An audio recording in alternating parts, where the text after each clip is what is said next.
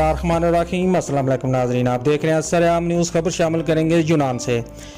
पाकिस्तान तहरीक इंसाफ यूनान के सीनियर रहनुमा चौधरी वजाहत बाबर का यूनान में पाकिस्तानी कम्यूनिटी के एजाज़ में ईद मिलन पार्टी का अहतमाम। तकरीब में मुख्तलिफ मकतबा फ़िक्र के सियासी, समाजी, मजहबी और सहाफ़ी अफराद की भरपूर शिरकत।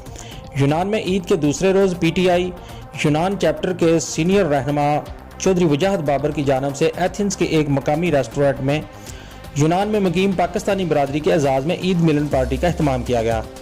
इस तकरीब में यूनान की मुख्तलिफ सियासी, समाजी, मजहबी और सहाफ़ती बरादरी ने भरपूर शिरकत की।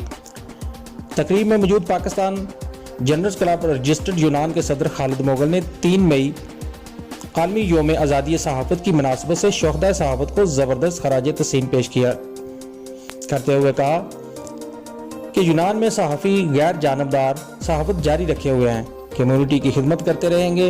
राइडर फोरम यूनान के एहसान खटाना और पाकिस्तानी लेबर यूनियन ग्रीस के सदर तनवीर अहमद साकी ने ईद के पुरमसरत मौका पर पाकिस्तानी कम्यूनिटी को पैगाम देते हुए कहा कि वो यूनान में पाकिस्तानी कम्यूनिटी की बिला तफरीक खिदमत को जारी रखेंगे और अपने हम वतन पाकिस्तानियों को यकजा करने के लिए अपनी तमाम तार तवानाइयाँ बुरोए कार लाएंगे।